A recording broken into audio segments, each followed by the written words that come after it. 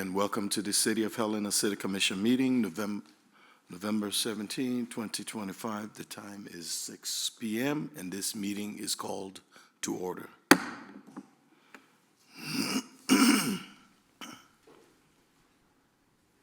Madam Clerk, would you take the roll, please? City Attorney Doctor. Here. City Manager Burton. Here. Give me just a moment. Bring that down a notch. Mayor Pro Tem, Commissioner Dean. Here. Commissioner Logan. Here. Commissioner Reed. Here. Commissioner Shurtleff. Here. Mayor Collins. Here. Would you rise for the Pledge of Allegiance? I pledge allegiance to the flag of the United States of America and to the republic for which it stands, one nation, under God, indivisible, with liberty and justice for all.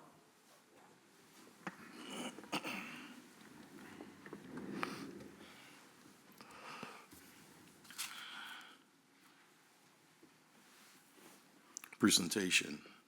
Approve the confirmation of Officer Tug Smith. Chief, you have the floor.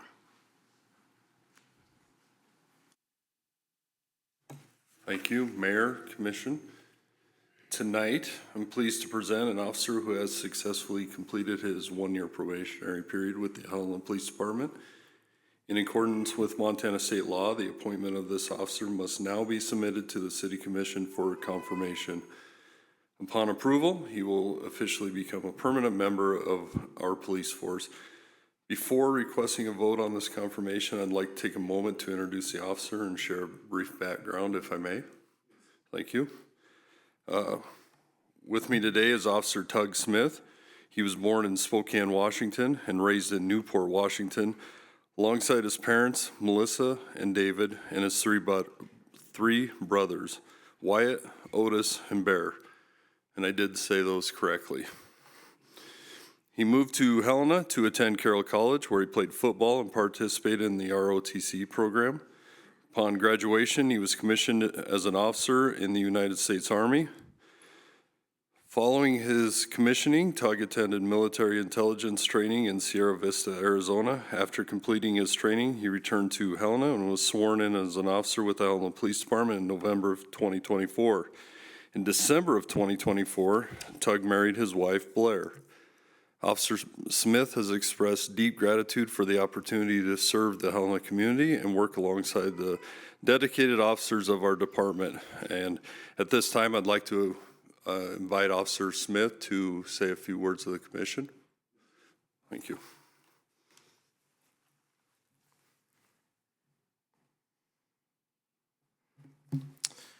First, I want to say thank you to the mayor and the city commission. Next, I want to say thank you to Chief Petty and the department as a whole for giving me this opportunity.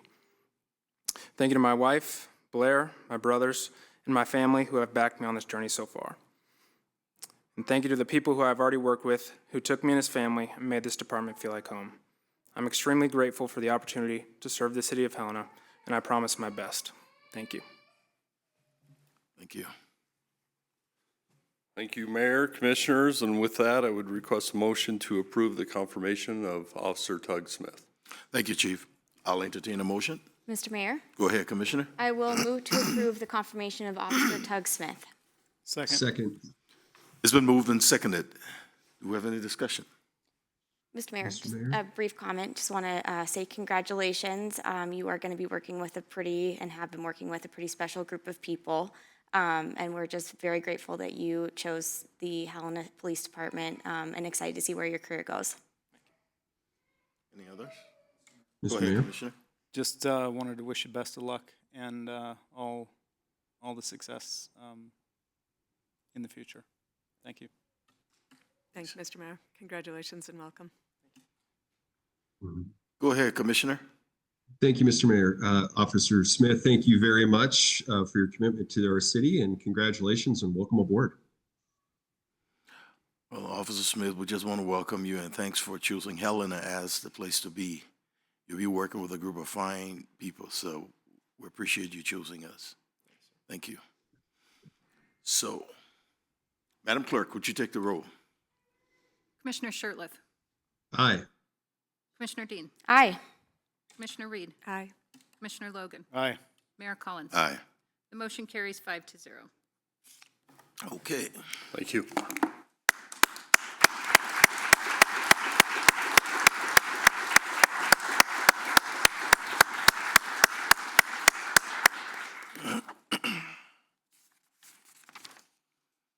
Bid award, curb recycling service bid award.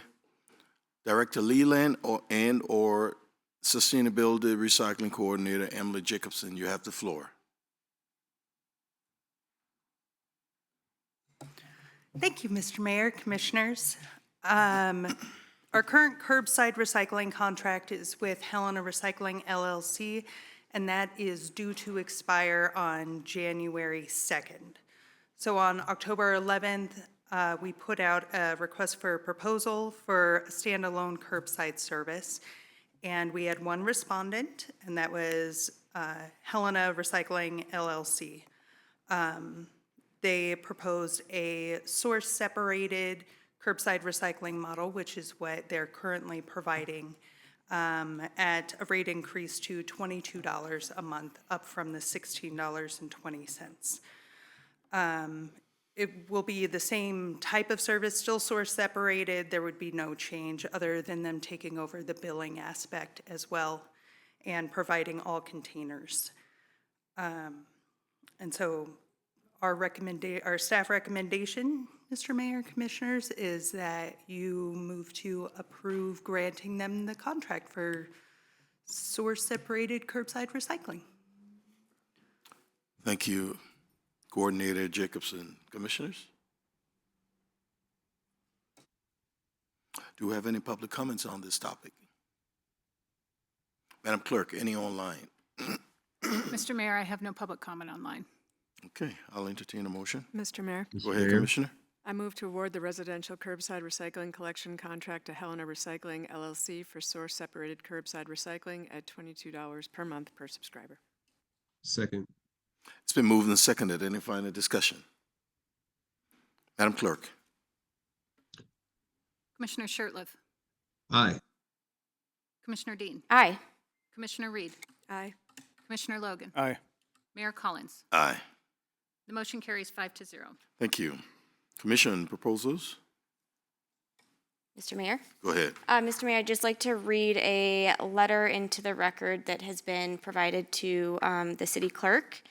Dear Madam City Clerk of the Commission, pursuant to the November 4th, 2025 election, at which I was elected to serve as mayor beginning January 1, 2026, I write to inform you that effective December 31st, 2025, at 11:59 p.m., I will resign my seat as City Commissioner. It has been the utmost honor to serve as Commissioner, and I look forward to serving our community as Mayor of Helena. Yours sincerely, Emily Dean. Thank you. Any others? Mr. Mayor. Go ahead, Commissioner. Just a quick question of clarification, if I may. I think I've received a few emails from folks, and I think, if I recall reading the Montana Free Press this morning, there was a little bit of confusion over the direction that the City Commission took relative to the downtown roundabout. And I just thought I'd, for the record, get clarification on the direction that we're headed. Mayor, Please. With your permission, I'd like to invite Director Konopke up. Please. You have the floor, Director Kanopke. Thank you, Mayor and Commissioners. So the direction that was received on the last Wednesday's admin was to proceed with the option number 1, which was the always stop control intersection with the pedestrian improvements. We'll continue with our roundabout design because that's pretty much done and we've already signed that contract, so we'll finish that out, but we'll be getting professional services to do the option that this commission picked. Thank you, Director, and thank you, Mr. Mayor. Okay, go ahead. Mr. Mayor, just really briefly, so to be crystal clear, we have already paid for the contract for the roundabout design, and so we will complete that contract because it is already paid for and that work is nearly done. we have to enter a separate contract to design the all-wade control stop. Is that accurate? Mayor, Commissioners, yes, that is. The one thing that MDT did put on as a caveat to whichever way we went, whichever design we chose has to go in front of, for their approval and then the Highway Commission's approval prior to commencing any work. Thanks. All right. Thank you, Director Konopki. Okay, any others? Report of the City Attorney. Mayor, Commissioners, I have nothing to report. Thank you. Report of the City Manager. Mayor, again, with your permission, I'd like to invite Director McMahon up to brief the commission on our negotiations with the Helena Police Protective Association. Okay, you have the floor, Director McMahon. Good evening, Mayor and Commissioners. As the City Manager just said, today we received good news that our HPPA union, the Helena Police Protective Association, that's our patrol officers, agreed to vote and accept the city's wage proposal to settle their wage opener for this year. So we're very pleased with that. This caps off some other negotiations that closed successfully this year with our dispatchers and our records clerks. So just wanted to update you on the status of those contract negotiations. Thank you, Director. Mr. Manager, you.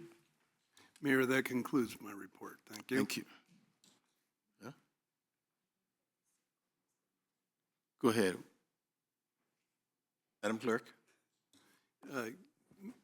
Mayor, I forgot under the city manager's report that I was going to ask the city clerk to give a brief update to the commission on the selection process. You have the floor. Thank you, Mr. Manager, Mr. Mayor, Commissioners. Commissioner prompted a question following some public comments received end of last week and requested. Are you speaking in the microphone, please? Is that better? Okay, thank you. Yeah, sorry about that. Requested some additional information from the city attorney on the city commission vacancy process. And I indicated that we would be doing a brief update to the entire commission this evening. Just wanted to clarify a couple of things on the record that I think we were getting questions on. At the admin meeting last Wednesday, at November 10th, city staff requested consensus direction on 3 basic items, which were when you would like to begin accepting applications for the vacancy, an application closing date, and then an interview process or target interview dates. And at no time did we make a proposal or staff recommendation as to when the selection would actually happen. In fact, in speaking with the city attorney's office prior to the meeting last week, the assumption was that we wouldn't be doing a vote with the commission until following January 1. So in front of you tonight, I just provided a quick diagram to give you an idea of how the selection process has occurred in previous years, 2018, 2023, which is the models that we use to build off of to make the recommendation to you the other night. 2025, as you see, is a little bit longer. It's essentially to build in some additional options for public meetings or any eventualities that might happen. As we all know, with the best intentions, scheduling can sometimes be difficult, so I wanted to make sure that we had plenty of time in case there were issues with the application process itself. As far as the legality of the process, I know that Commissioner Reed had some questions, and I would defer to the city attorney in response to any of those. Madam Attorney. Mayor, Commissioners, thank you. There was a question about the legality of the process as proposed by the city clerk in the last meeting. I just wanted to make sure that I outline the way we see it from the city attorney's office and to help understand the process as we've laid it out. The Helena City Charter actually provides the authority for filling a vacancy on the City Commission. The Montana Constitution in Article 11, Section 5 provides for the superiority of charter provisions in any subject matter that is outlined by the city charter. Any charter, and I'm quoting because they can say it better than I can, charter provisions establishing executive, legislative, and administrative structure and organization are superior to statutory provisions. The Helena City Charter, at Article 2, Section 9, which is a document that was passed by the residents of Helena, establishes vacancy requirements and provides, in the event of a vacancy, the commission shall, by majority vote of the remaining members, appoint a person eligible to hold such commission seat to fill the vacancy until the next regular city election. So in sum, the charter itself only speaks to the vote itself, which needs to occur after a vacancy, and which means January 1, the vote can occur by the remainder of the members of the commission. As for the question as to whether or not applications can be taken, interviews can be done prior to the vacancy, the charter itself is silent on that specific topic, but there is nothing in the charter that prohibits that action from occurring. And where it is silent on matters, the commission can fill in that process, as it is done through the process suggested last week during the admin meeting. The commission obviously has discretion to change that if it wants to address the concerns raised by the public, and do it at any time that the commission desires, but it is not required to do legally to do so. And just to clarify on the record as well, because I'm not sure it's fully understood, that this process is completely public. The interviews, the deliberations, the vote, all of it will be subject to a regular meeting, recorded so people can see all of the interviews and the questions asked and the answers provided. So that's just something that's different than the process that we've seen from the commission on the city manager hiring, because this is a public vote for a public office. Finally, the statute cited by multiple people on this, and the commissioners and Commissioner Reed on this, the statutes are sometimes referred to for guidelines. So it's understandable that those are raised because they do deal with vacancies, but those are for cities that don't have a charter and for vacancies in general. So the one in particular that people point to for when the process should start is one that's a general election, for example, for the HCC, should there be a vacancy for the HCC. There's a more specific one that would apply if the city of Helena didn't have a charter, and that one also doesn't prohibit none of these prohibit starting the process now and taking the vote after the vacancy occurs. So I hope that answers any questions. If indeed there's still questions to be answered, I'm here to answer, obviously. Thank you, Attorney Doctor. Manager Burden? Thank you, Mary. That's all we have. Thank you. Go ahead. Thank you, Mr. Mayor, and thank you, City Attorney Doctor. I appreciate it. A question, I won't debate the law with you, but in the event of a vacancy, I am a little bit stuck on that, because if we have 5 people participating in a selection process, there is no vacancy.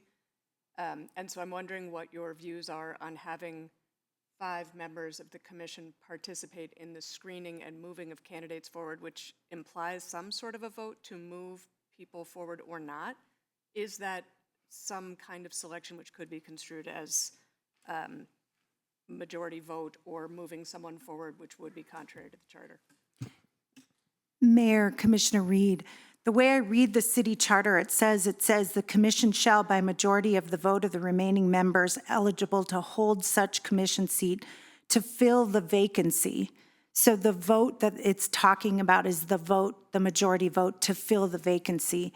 It is my opinion that the vote to move someone through a process is not a vote to fill the vacancy. It's just the process by which this commission can create, can eventually fill the vacancy. Does that answer your question? Thank you. It does. Can I ask a question about the timeline, which has a separate 2026 option? And what, is that an alternative option for consideration? Commissioner, Mr. Mayor, Commissioner Reed, I just posed that as an alternative based upon some of the comments that were forwarded on. And just to highlight that it's certainly possible. I think, thank you to City Attorney Doctor to indicate in the record that this is a commission process and a commission decision. I mean, we spoke with the local government center and just checked to see if there were other examples around the state. And essentially, without putting him on the spot, Dan Clark's recommendation was very similar to City Attorney Doctor's. So I posed that 2026 as just an indication, the concern being that, as always, when you have, at that point, only 4 members on the commission, then exponentially the increase for tie votes happens, and then that can be problematic for moving business forward. So that is something to consider as part of that. And also, if you see in the timeline that I laid out for you folks, that the dates for first round interviews, second round interviews, per the direction I was given last week, I was trying to tie as much of this to existing meetings per the scheduling conversation. As we're all aware, that's difficult on a good day, especially around holidays and with other obligations for the commission turnover. So essentially, you see that the final selection and oath of office would occur prior to any decision-making meeting in that tentative timeline on 1/5/2026.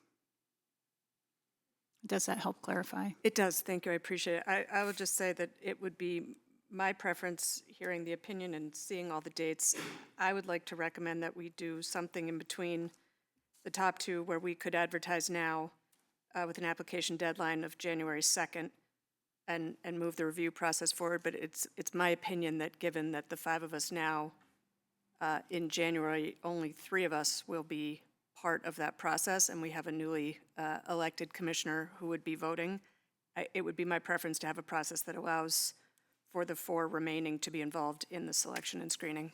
Thank you. Mr. Mayor, if I could just briefly, I thank you, Commissioner Reed. I would just indicate that I did give Commissioner-elect Rigby a briefing on this prior to the admin meeting last week, and as City Attorney Doctor indicated, they are all public meetings, and it was my understanding he intended to participate in the public meeting, see the entire process, and participate in whatever manner was appropriate at the time with preparation for the vote that would occur January 1. I'd just throw that into the record for additional information. Thank you. Mr. Mayor. Go ahead. Just briefly, so after I became aware of the question that had been asked, I went back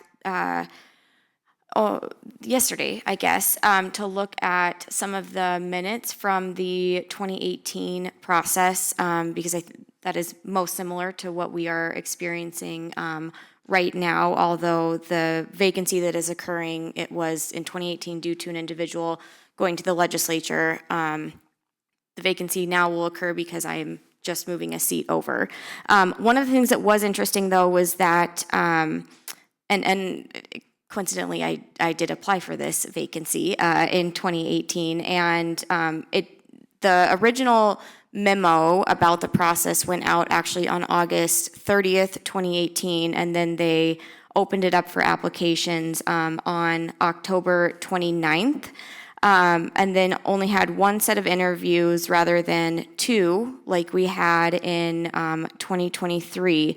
But on that final selection and oath of office, that was the same day that the vacancy occurred, and actually then Commissioner Ferris Olson did participate in that meeting, and then at the end of that meeting there was a noticed vote to confirm Callie Wicks as the next commissioner. So it was one after the other. His vacancy occurred immediately, I guess, during the meeting, and then she was sworn in immediately after the meeting.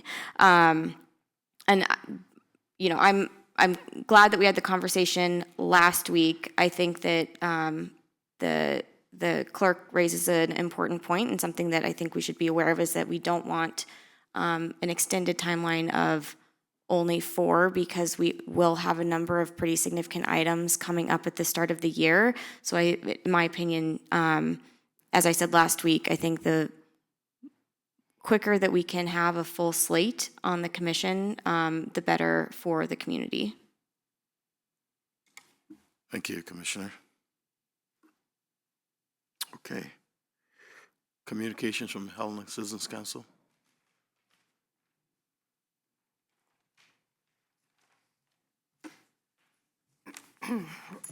Good evening, Mr. Mayor and Commissioners. I'm Diana Hammer, HCC Council Secretary and Representative from District 1. I want to thank you for the opportunity to present. The HCC did recommend approval of the land use plan, which I see is on the agenda, so we're excited to see that vote and help the city move forward with that new land use plan.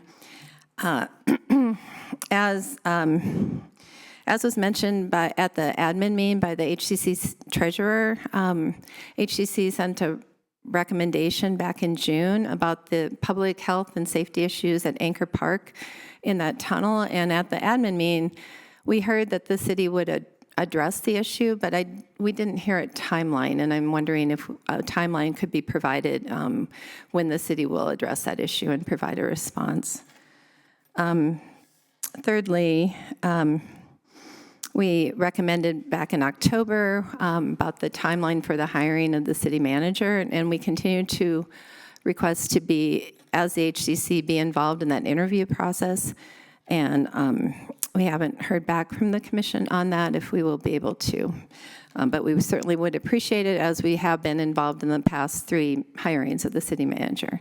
And then on a related note, we have been contacted by CMS, the consulting firm, to co-host or participate or in some way join some sort of public forum. It's unclear what that would be, but we look forward to discussing that further with CMS and see how HCC can help engage the public more in the city manager hiring process. And then finally, related to this last discussion, HCC at our meeting on Wednesday, it's not our normal date, but because of the Thanksgiving holiday, we'll be meeting on the 19th. We will be discussing a draft recommendation about the appointment process for the new commissioner, given that we just had an election. And finally, we'll hold a special meeting on the 29th of December to swear in our new HCC reps. And as always, you're all invited to and welcome to attend our HCC meetings. Thank you. Thank you. Comments from the commission? Thank you, Ms. Hammer. Okay.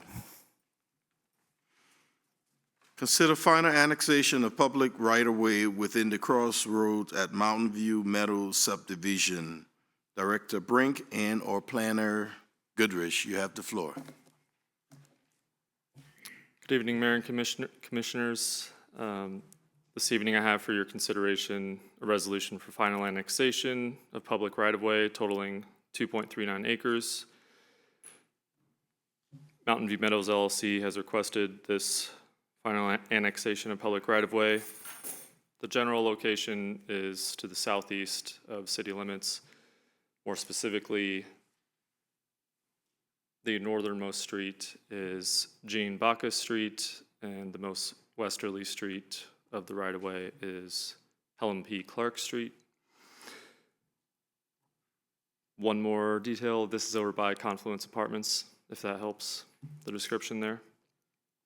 The applicant has met all conditions for annexation, which were set forth in Resolution of Intent 19911, which was approved May of 2012, and then amended Resolution of Intent 20340, which was approved May 2017. This right-of-way will provide connectivity and infrastructure to support the adjacent developed areas, such as Confluence Apartments. With this said, city staff recommends a motion to approve a resolution for final annexation of public right-of-way totaling approximately 2.39 acres derived from track A1, A1, A1, A1, A1, A1, A1, A1A, created as a result of the final plat of Craftsman Village Phase 8 of the Crossroads at Mountain View Meadows subdivision, document number 3427371 containing 125.4 acres, Lewis and Clark County, Montana, into the city of Helena, Montana. Thank you. Commissioners? Do we have any public comments on this topic? Madam Clerk, any online? Mr. Mayor, I have no public comment online. I'll entertain a motion. Mr. Mayor. Mr. Mayor? Go ahead, Commissioners. Go ahead, Commissioner Shirtliff. Thank you, sir. I move to approve a resolution for the final annexation of a public right-of-way totaling approximately 2.39 acres derived from tract A1, A1, A1, A1, A1, A1, A1, 1A, created as a result of the final plat of Craftsman Village Phase 8 of the Crossroads at Mountain View Meadows subdivision, document number 3427371, containing 125.40 acres, Lewis and Clark County, Montana, into the city of Helena, Montana. Second. It's been moved and seconded. Any final discussion? Madam Clerk? Commissioner Shirtliff. Aye. Commissioner Dean. Aye. Commissioner Reed. Aye. Commissioner Logan. Aye. Mayor Collins. Aye. The motion carries 5-0. Thank you. You're still on. So consider approval of final plat for commercial phase 4 of the Crossroad at Mountain View Meadows subdivision, creating 2.39 acres of public right-of-way and a 0.7 acre utility lot. You still have the floor. Continue. Thank you, Mayor and Commissioners. As you mentioned, this is related to the previously approved right-of-way. This will be the final plat for Commercial Phase 4. Again, Mountain View Meadows LLC has requested final plat approval of Commercial Phase 4 section of the Crossroads amendment to Mountain View Meadows subdivision.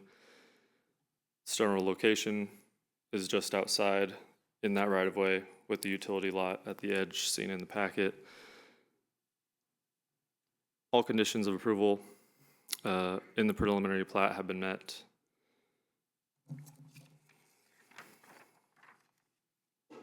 Therefore, city staff recommends a motion to, or move to approve the final plat for Commission Phase 4, or Commercial Phase 4 of the Crossroads at Mountain View Meadows subdivision, creating 2.39 acres of public right-of-way and a 0.7 acre utility lot. Thank you. Commissioners, any comments? Do you have any public comments on this topic? I'll entertain a motion. Mr. Mayor. Go ahead, Commissioner. I move to approve the final plat for commercial phase 4 of the Crossroads at Mountain View Meadows subdivision, creating 2.39 acres of public right-of-way and a 0.7 acre utility lot. Second. It's been moved and seconded. Any final discussion? Madam Clerk?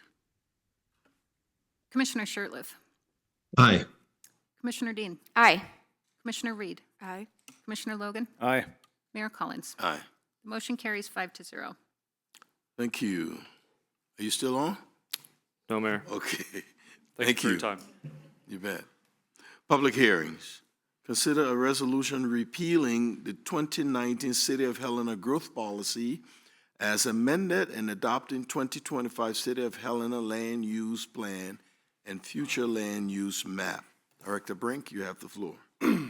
Thank you, Mayor and Commission. So here we are. I will not regurgitate what I so eloquently spoke about last month in my presentation, but I do want to take a moment. So through this process, I've thanked a lot of people, city staff, all of our stakeholders, all of our partners, but I failed to thank one group, and that is you. You have been supportive through this process, either it be through getting the word out that we're into this process, social media posts, and mentions in social media, your patience. So this was not a quick process. It's by design. It's deliberate.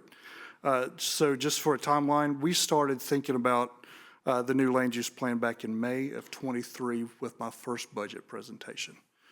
So that's how long this process has really started. So I do appreciate your patience through this. This plan is not quick, and that's by design. It is a deliberate process. And then lastly, for your investment. your investment for staff. You have very, very dedicated, capable, and knowledgeable staff, and in concert with a very knowledgeable and capable consultant, we provide you this document that you have in front of you tonight. And then finally, investment in resources and dollars.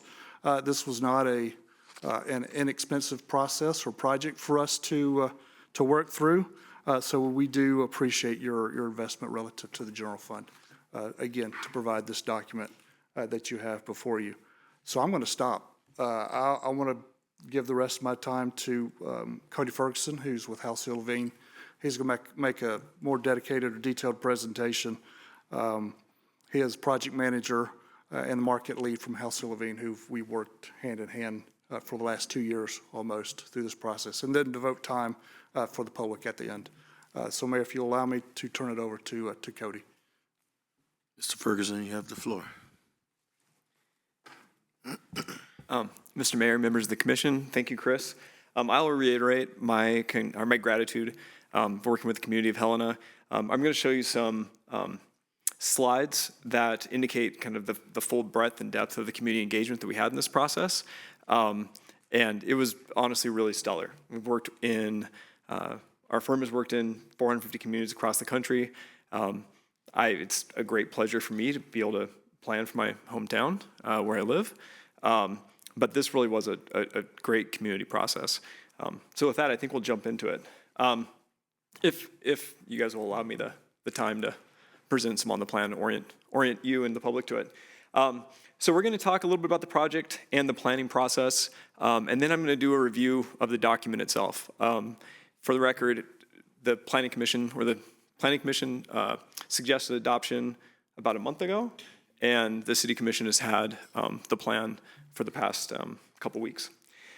So the project itself, this is for the land use plan. It is a revision and a replacement of the 2019 growth policy. It complies with the Montana Land Use Planning Act. So that is what prompted this process to begin with. Some of the things that are different about the Montana Land Use Planning Act as opposed to the Land Subdivision and Platting Act, which was the previous part of the law that growth policies fell under, is that it required more detail, it required the inclusion of a future land use map, it required consideration of things like existing housing, need for future housing, and a plan for the City of Helena to achieve that future housing, to meet its future needs. Similarly, identification of current infrastructure, need for future infrastructure based on projected growth, similar transportation, and other community facilities. So what is a land use plan? A land use plan is not zoning. It's not regulatory. This is the first step in which a community identifies its desires, its needs, a shared vision for where it wants to go in the next 20 years or so. It is future-oriented. It builds from identifying the city's existing issues and strengths, and it covers a broad range of topics. It's truly comprehensive. And so things that are covered by other plans that the city has, things like transportation and housing, they're covered in here, as well as things like land use. It's dynamic, it's meant to be updated, it's meant to provide a vision for where the city wants to go now, but the expectation is that it'll be reviewed regularly and updated as needed.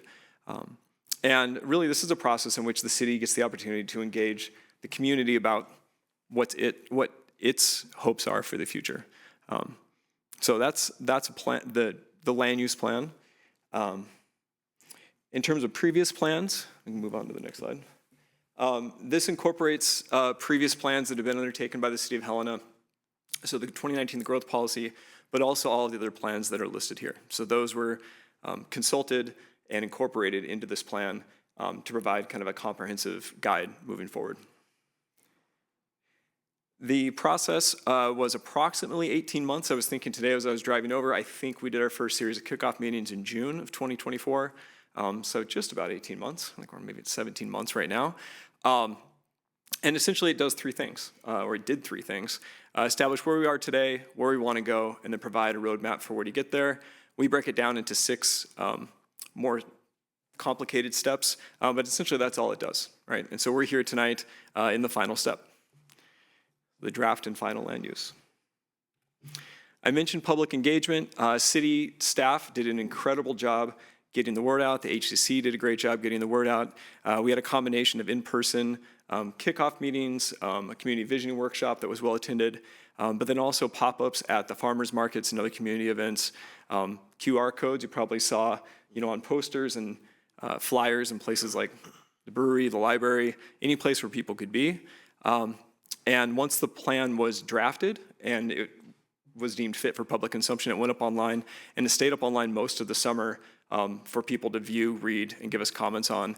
We took those comments. We had an in-person open house here last month, 2 months ago, mid-September. And then the revisions that are incorporated into the draft that you have reflect all of that public comment. So we'll go through the plan, how it's organized. Essentially, there are 11 chapters. The first 3 chapters have to do with providing the context for the plan. So this is kind of, where we are in that, where we are, where we want to go, how do we get there framework. Then the substantive chapters, chapter 4 through 10, cover everything from land use through housing, economic development, transportation, community facilities and infrastructure, parks, open space, natural resources, and cultural resources, and placemaking, and provide recommendations. And then chapter 11 provides a practical, somewhat comprehensive matrix and guidance for how to implement the plan. And so if you are really interested to see how we get from the high and lofty vision in the first pages of the plan and how it actually can be implemented on the ground, that's the implementation chapters for. So the plan framework, as I mentioned before, up front, we set the stage for the plan. So we talk about, of course, the introduction to the planning process itself, the community context, demographic snapshot, updating with information from the census and other sources, and then moving right through, the process to create the plan into future land use. So the vision and goals, I will not read through all the vision and goals here on the page. I don't know that my eyes at this age could actually read that anyway, to tell you the truth. But I would encourage you, if you haven't read the vision statement, I think it is a really forward-thinking vision statement that reflects well the sentiment of people that not only attended the visioning workshop that we put on, but also I think generally what I hear around town about what people love about Helena and where they'd like to see it go.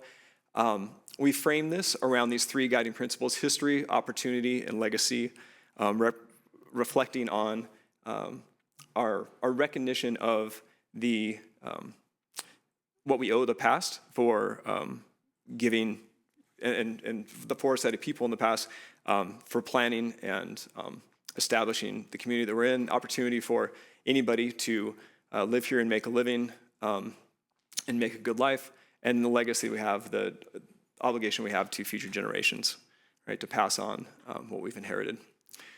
So core chapters and elements, I'll move through these pretty quickly. You can just go to the next slide. So land use and development, this really is the core of the plan. Up until relatively recently, the last few decades, comprehensive plans, or land use plans as we call them in Montana, consisted of land use and development, transportation, and infrastructure. And that was really the core of the plan. They've expanded to cover more areas, but land use still remains, where the rubber meets the road. So this is where we take a hard look at, are the land uses that we have that inform zoning, do they provide for the kind of city that we want? Do they match the vision and goals the city is articulating? And if not, what changes need to be made in land use to inform zoning? What do we want to preserve and not change? And what are the areas that, as they change, we want to make sure we can guide the way that they change? So this chapter includes, want to move forward, Chris? Oh, pardon me, I thought there was another slide there. That chapter includes the future land use map. The emphasis with the future land use map and the future land use in general that we used in our approach was really to maximize the flexibility of different land uses in different areas. So while maintaining Helena's existing residential areas, for instance, and the characters of those areas that are not likely to change, making sure there's enough flexibility so that as opportunities arise to, say, put a mixed-use development or have elements of neighborhood commercial, or to further connect neighborhoods, make them more walkable, that the plan itself provided guidance that can be translated then through zoning into regulation, so we can actually achieve that. All right. Housing and neighborhoods. So housing, this, really Helena was, along with Montana's other biggest cities, really at the forefront of this experiment and how we plan for housing. And I'm sure all of you have been following over the last several years, not just the housing affordability crisis, but attempts at the state level through the governor's housing task force, for instance, to get a handle on how do we actually address housing. The way that we approach this was really from a land use and kind of a classic land use planning perspective, was to first identify, do we have the space in Helena to accommodate all the people that might move here, right? And so if housing is an issue with not enough supply, and we don't have enough houses at different price points to meet the incomes and meet the needs of our residents, how many residents are we gonna have according to projections? Do we actually have the room to accommodate them, given current zoning? And if not, how do we need to change land use and potentially zoning to make sure that we can build those houses? And so we ran first working with the state, tried to identify a projection for population growth. We landed at, we thought, with the reasonable number based on our understanding of projections and where population's gone. Helena will likely grow about 10,000 people in the next 20 years. We might be a little high, we might be a little low. Then we took current land use and using existing densities per acre, did calculations according to current zoning for whether or not, given current zoning, we could actually meet those numbers if we were to, if all the houses were built that could be built, or the market conditions were right, and we could actually build these houses. And what we found was that actually initially, in the next 5 years or so, we probably could meet the number of houses that were necessary if everything went right. But in the 20 years, we couldn't, and there would have to be some changes to land use to allow higher densities in some places, smarter development in other places. So then we took the future land use and ran a couple different scenarios and came out with kind of a range depending on how these places develop. So at the low end, we can accommodate, I'm trying to remember the numbers we had in the plan. In the low end, I think we can accommodate more than 20,000 new residents, so we're fine. At the high end, we could probably accommodate up to 60,000 new residents if we were to develop everything in the land that's within the city's growth area boundary in the next 20 years. And that sounds like a crazy range. What's great about that is it actually let us then think about, okay, we don't actually have a land problem. We can be a little bit selective about where development goes, what it's gonna look like, how it's gonna integrate into existing development. And so we recommend, within the plan recommends an emphasis, at least in the near term, on infill and infill opportunities. There are a lot of good reasons to emphasize infill, especially because just overall the cost of development is often less because you're taking advantage of existing infrastructure, but it also fits the other goals of the plan of creating walkable, connected neighborhoods, right, and complete neighborhoods. So the residential housing framework here lays out kind of areas of new development where development ought to be focused. The other thing that's worth understanding about this map, and I think there's been some confusion, is that some of those large areas up north that are currently county but are within the planning area, some of that is floodplain, and there'll be some environmental constraints. So I don't think anybody envisions that all of that will be gridded out as city, but it is area that will be available in the next 20 years. And so ought to be planned for to ensure that it satisfies not only housing needs, but the vision that people have for the city in the future. We also deal with the constraints to housing development. So the ones we identified, current zoning, subdivision regulations, and the infrastructure needs and capacity. This integrates perfectly into the next step in the process, which will be updating zoning and subdivision regulations. This chapter then focuses on preserving existing neighborhood character, integrating new development in a context-sensitive way into existing neighborhoods, and then guiding development towards what we call complete neighborhoods, so neighborhoods that offer services, amenities within a walking distance or a short drive, based on usually a traditional grid.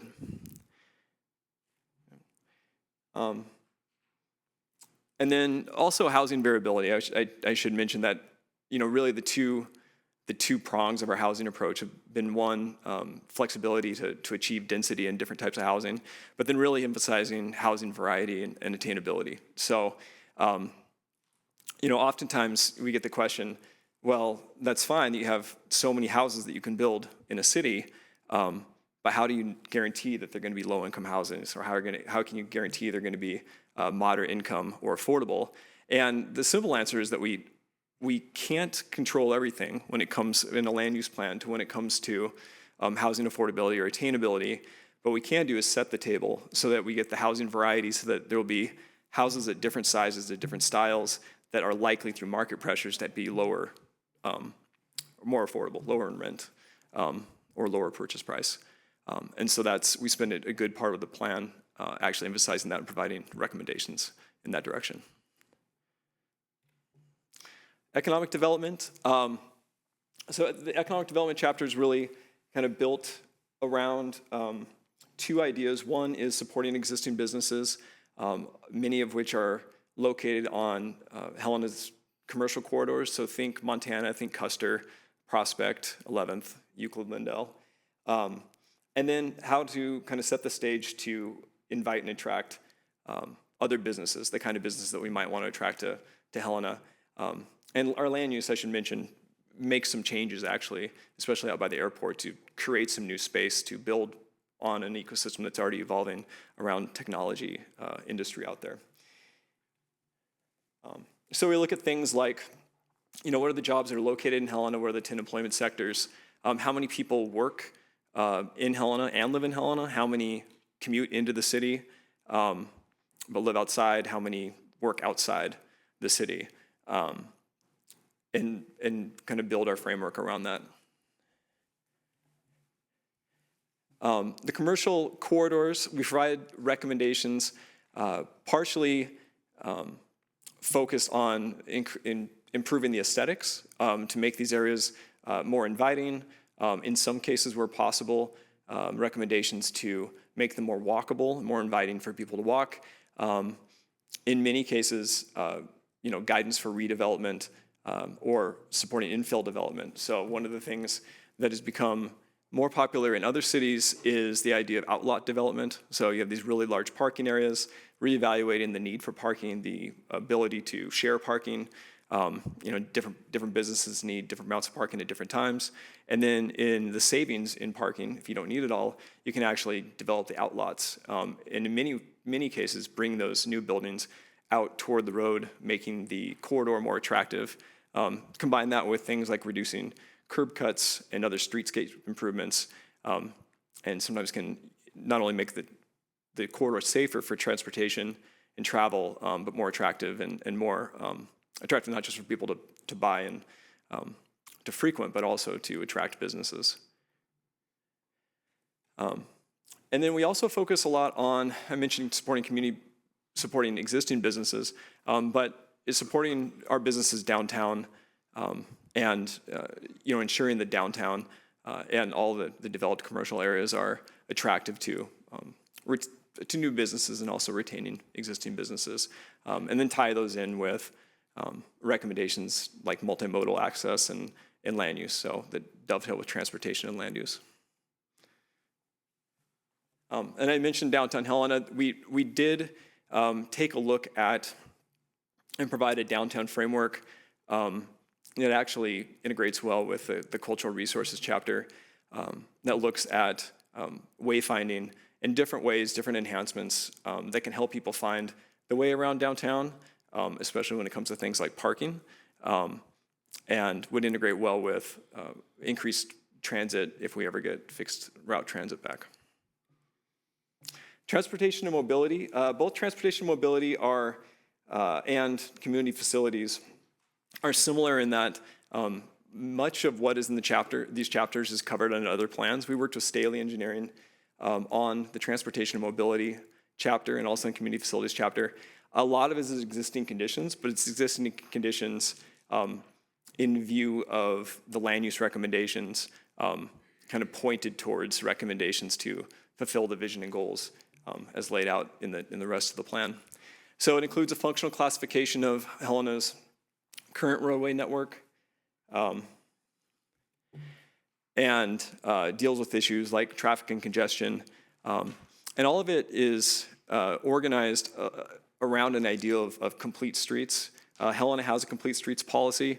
Essentially, complete streets is the idea that streets ought to be designed so that they're safe and comfortable to use by all users.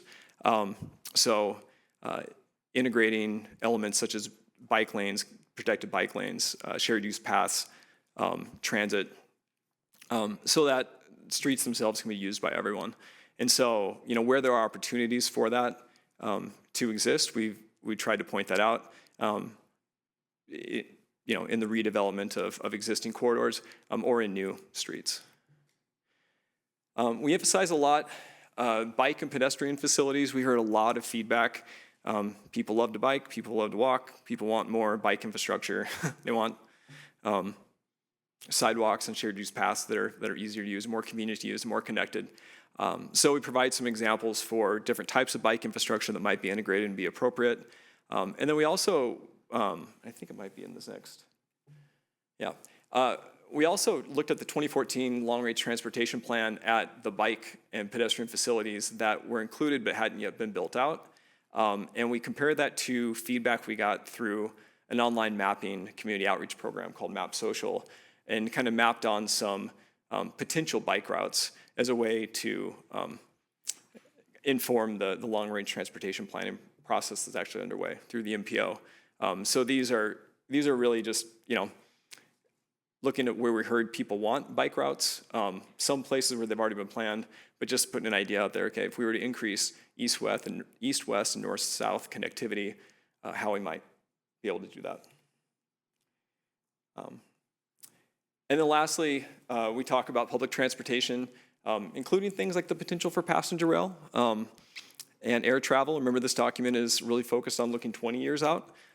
So we consider that. And then also transit and the potential, as I said before, of, should fixed route travel ever come back, transit come back,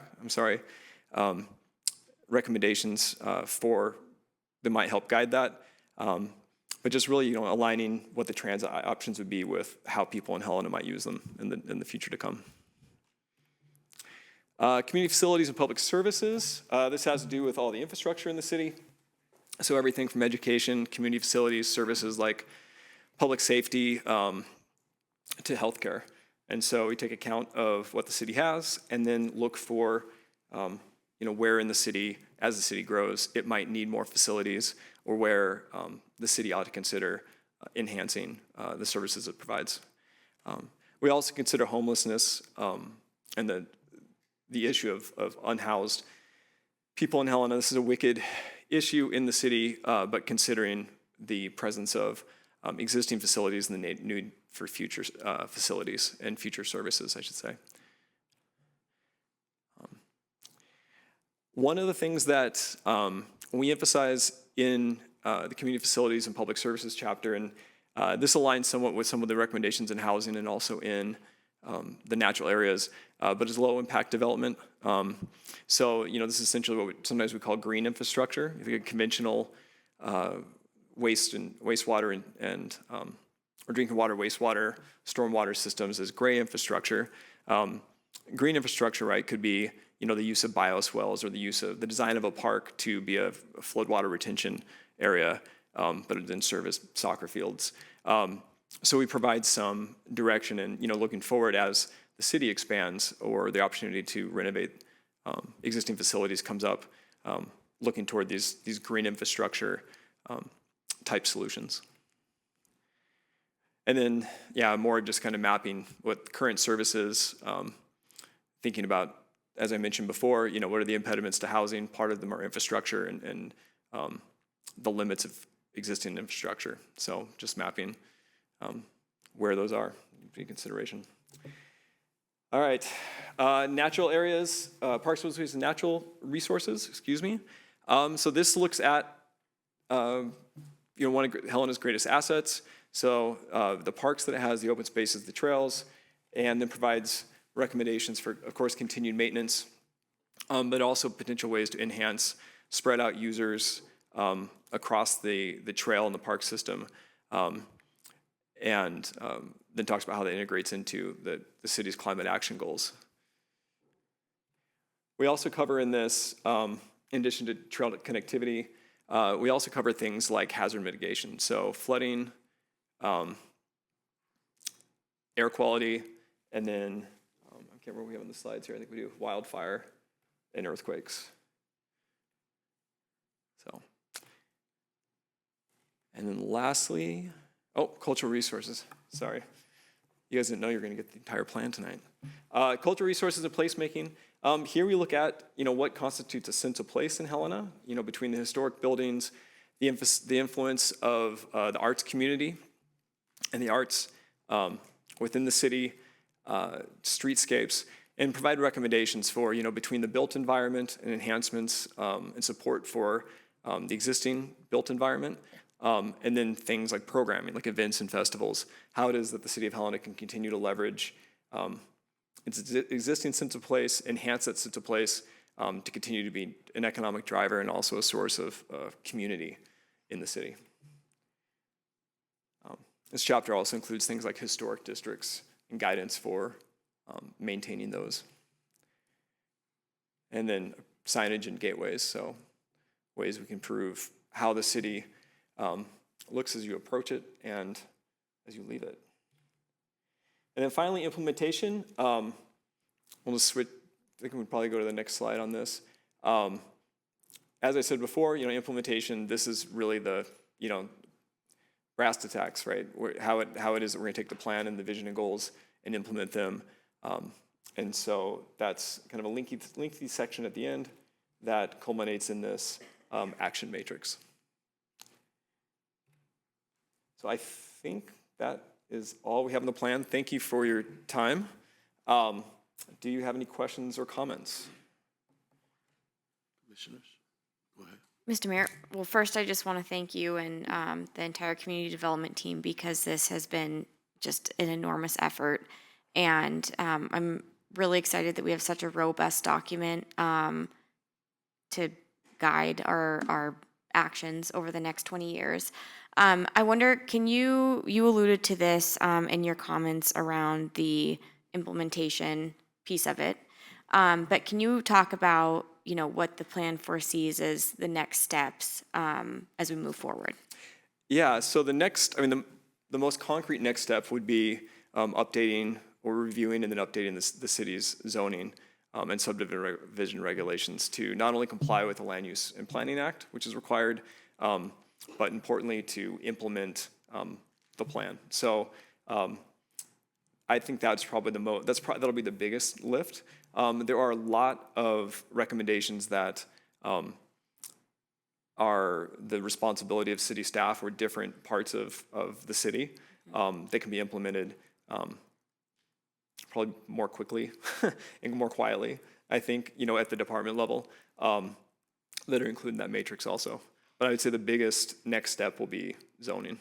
Yeah, great, thank you. Well, I just briefly, Mr. Mayor, I think if everyone gets a chance to read the vision statement, I think it very much encapsulates everything that's in here about being able to really honor and emphasize all of the things that make our community so special, while also addressing the demands and stresses that growth presents. Thank you, Mr. Mayor. Just a brief comment. It's nice to see the whole community development team here. This really is an impressive document. I've actually referenced it several times as the gold standard for both a public engagement process and showing the visual page. I think it's like page 21. It's a really excellent model for how we can be doing things in the future. So thank you for all the work that went into this. Any others? Do we have any public comments on this topic? And online.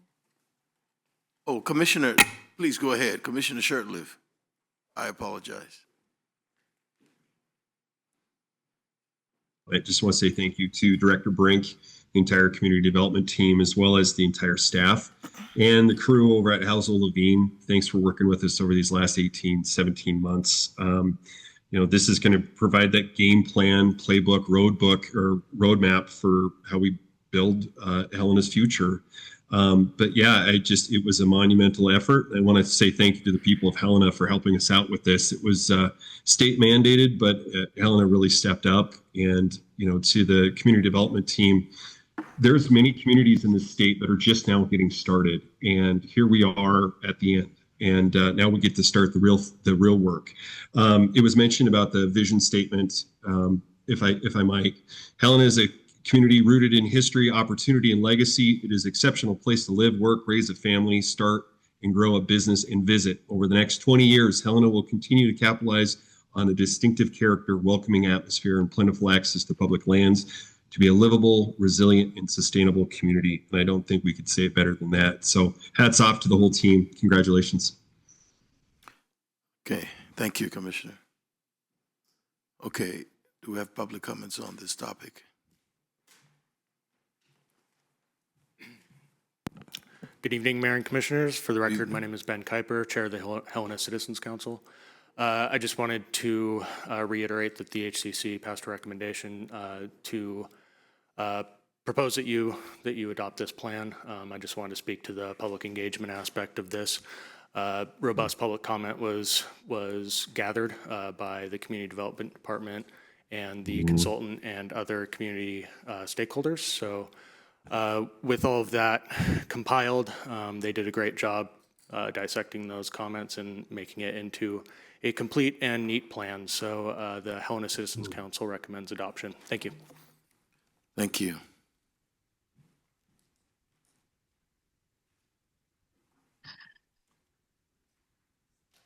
Mayor, Commissioners, Paul Pacini.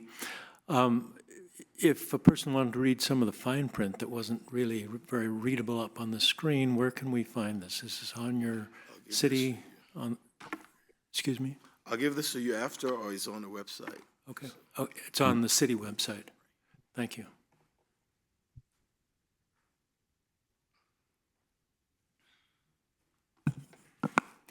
Good evening, Mayor, Commissioners.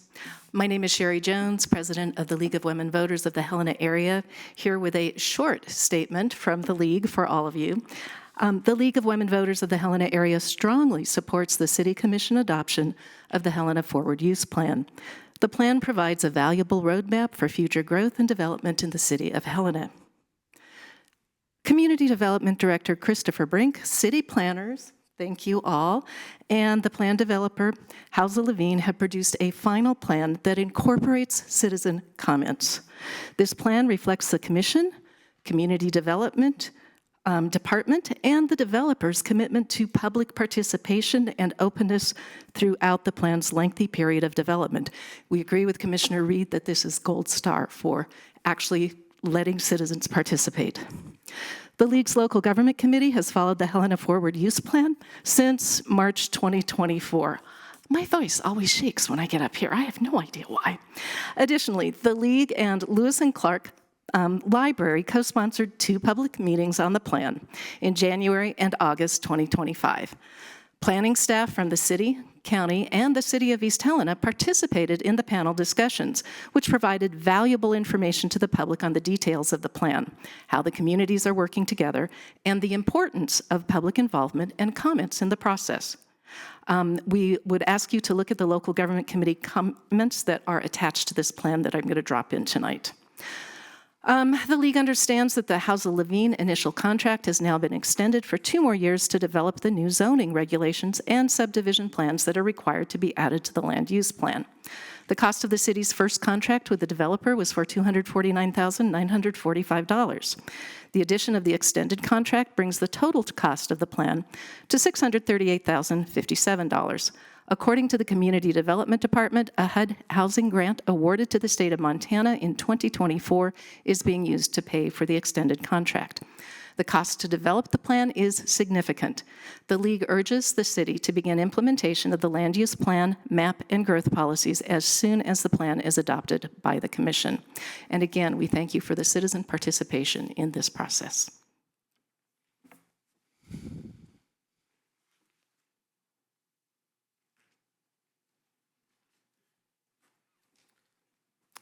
Good evening, Mayor and Commissioners. My name is Marcus Meyer, and I'm the Associate State Director of Community Engagement and Outreach for AARP Montana. AARP Montana is pleased to rise in support of the new version of the Helena Forward Land Use Plan. The final draft reflects thoughtful approach to shaping Helena's future and incorporates several components that reinforce the city's commitment to becoming even more age-friendly. We especially appreciate the emphasis on housing diversity, which is critical as Helena's population is projected to grow over 10,000 residents by 2045, requiring roughly 5,000 new homes, with 40% of the householders ages 65 and older, and 44% of those households consisting of just one person. The need for smaller, accessible housing options is clear. The plan's focus on walkability and safe street design will help residents stay active and connected, while expanding transportation opportunities will ensure those who no longer drive maintain independence. We also recognize that 37% of Helena residents are renters, and affordability remains a top concern given the median household income is about $70,000. These realities make this plan's commitment to housing choice and affordability especially important. We want to thank the mayor, city commission, city manager, staff, and especially the Department of Community Development for their dedication to public input. Your willingness to listen and incorporate suggestions demonstrates a strong commitment to making Helena not just a great community, but an even greater one for those who live here. Looking ahead, AARP Montana is eager to work with the Department of Community Development, city staff, and the commission as you begin the important work of overhauling the zoning so that it reflects age-friendly vision laid out in the Helena Forward. Thank you for your leadership in ensuring Helena remains a vibrant, inclusive, and age-friendly community. Thank you.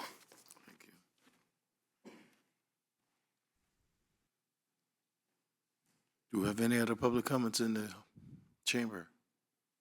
Madam Clerk, do we have any online?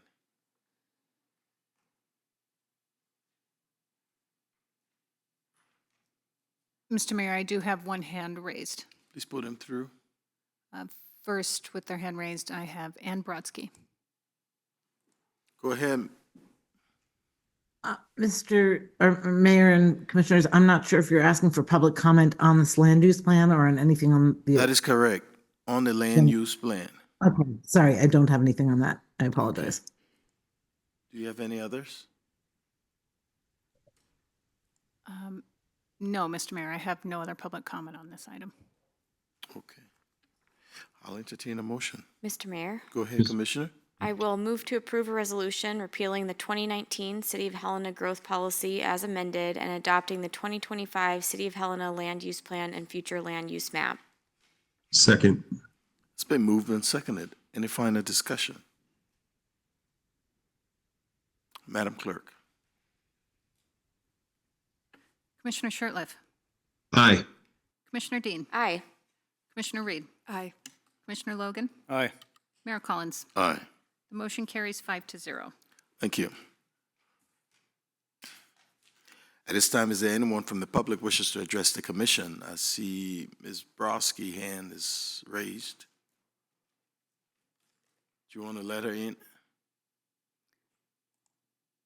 Ms. Brodsky, do you still have a public comment on general public comments? Yes, I do. Thank you, You have Mr. the Mayor floor. and members of the commission. I'd like to speak on the appointment of the vacancy that's going to occur when Commissioner Dean becomes mayor in January. And I want to start by apologizing. It took me a while to figure out even how to get on the Zoom, so I missed some of the beginning of the comments or the discussion about the subject. But I'm a little bit confused. It sounds to me as though the commission is going to wait until January to vote on a replacement, but start a process now whereby the current commission will be interviewing and weeding out candidates. And that just seems like an unwieldy and hybrid process and not within the spirit of either the city charter or the state statutes or the state constitution on the subject. The vacancy will occur when current Commissioner Dean becomes mayor.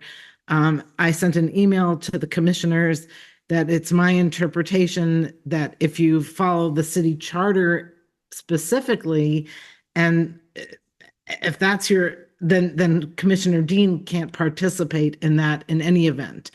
If you wait until January, then you'll be following exactly the state law that says when a vacancy occurs. And it seems to me that there's a choice to be made, the advocacy that I've heard for pushing it forward and getting some votes before, weeding the process before January is speed. But I think you're losing is the full input of a new commission, because we're going to have a new commission in January. The statute requires an appointment within 30 days, so speed is already addressed within the statutory time period. And it would seem to me not proper for the current commission, excluding Commissioner Dean, to be making decisions for the future when we've already had an election about the future. That's it. Thank you. Thank you. Do you have any others? Mr. Mayor, I have no other hands raised online. Mr. Mayor, Commissioners, I want to thank you. I can echo all the good things that were said for adopting this land use plan. I participated quite a long ways in it. It was an excellent process.